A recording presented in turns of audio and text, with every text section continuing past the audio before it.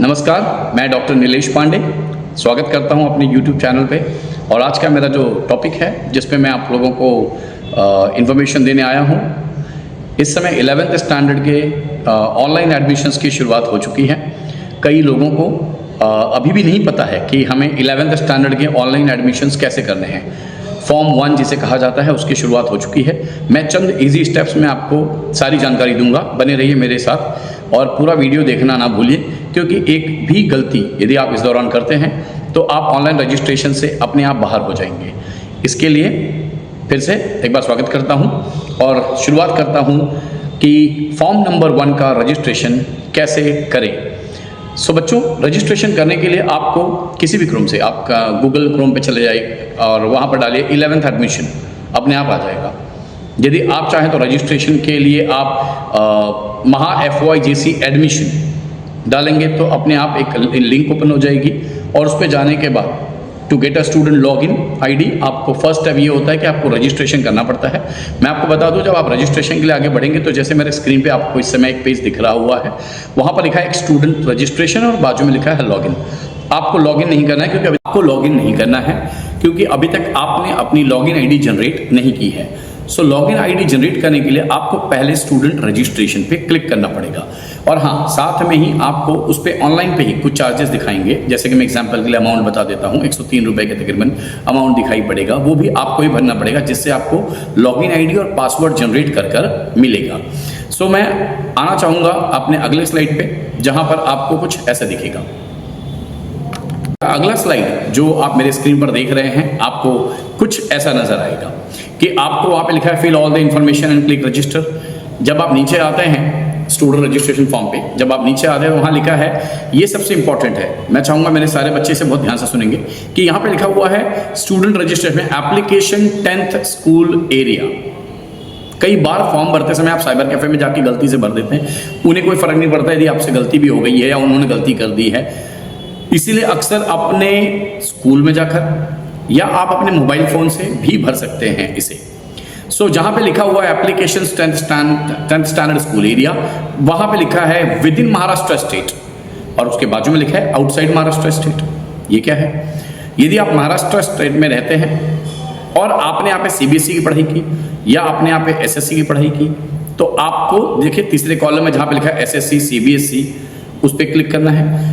नीचे लिखा हुआ है फ्रेशर है, रिपीटर है या प्रीवियसली, तो आप फ्रेशर हैं, अभी अभी आपने 10वीं का एग्जाम दिया हुआ है और उसे ही आप क्लिक करेंगे। यदि आप रिपीटर हैं, आप इसके पहले सफलता प्राप्त नहीं कर पाए थे, तो आप रिपीटर पे क्लिक करेंगे।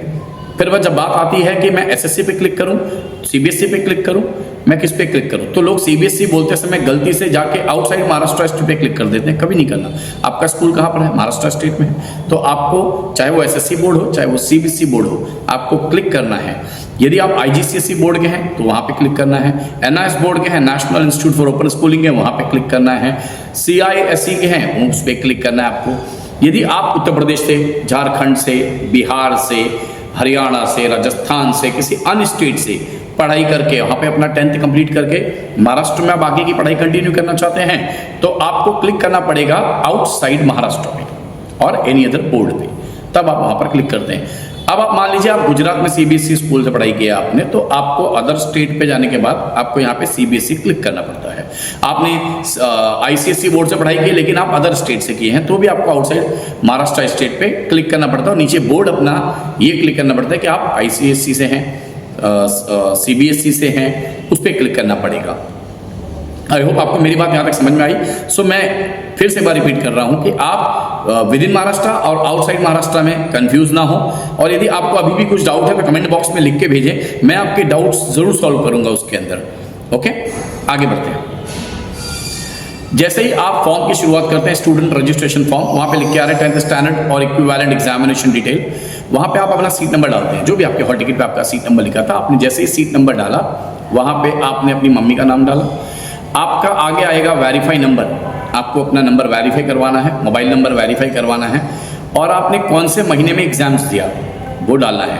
एप्लीकेशन कॉन्टैक्ट डिटेल में आपको अपनी मेल ID डालनी है और मोबाइल नंबर डालना है। सिक्योरिटी के लिए आपसे कुछ क्वेश्चंस पूछे जाएंगे कि कभी कभी क्या होता है, हम अपना पासवर्ड भूल जाते हैं, अक्सर होता है हम पासवर्ड भूल जाते हैं, तो इसलिए सिक्योरिटी के लिए बहुत आसान सा ही क्वेश्चन उसमें डालिएगा। जैसे फॉर एग्जांपल हुई जो बेस्ट फ्रेंड, तो मैंने बोला मेरा बेस्ट फ्रेंड उमेश है, ऐसे।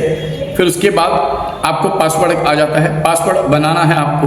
पासवर्ड बहुत आसान बनाइएगा। अक्सर ऐसा होता है कि कई बच्चे पासवर्ड सुन के बहुत कॉम्प्लिकेटेड पासवर्ड बना देते हैं। ये किसी तिजोरी का खजाने का कुछ नहीं है जिसे बहुत आप कॉम्प्लिकेटेड बनाओगे। इजी पासवर्ड बनाइए जो आपको चलते फिरते हमेशा दिमाग में रहता है। पासवर्ड हमेशा ऐसा होना चाहिए जो आप इजीली बाय हार्ट कर सकते हैं, इजीली आपको समझ में आ सकता है।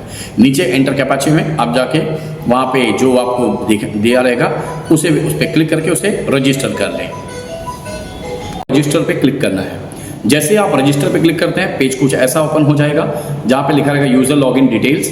आपका नाम आएगा डियर, जैसे मेरा नाम doctor Nilesh Prabhunath Pandey. You have registered successfully and your application form number and your login ID.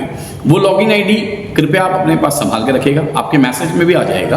फिर उसके बाद नीचे आपको लिखा हुआ है कि login ID and password has been send to you registered mobile number. आपके मोबाइल नंबर पे लॉगिन आईडी पासवर्ड आ जाएगा, कृपया उसे संभाल के रखें। नीचे आपको प्रिंट का ऑप्शन दिया है, डाउनलोड का ऑप्शन दिया है और प्रोसीड टू लॉगिन का ऑप्शन दिया है। अब आपके पास पासवर्ड है।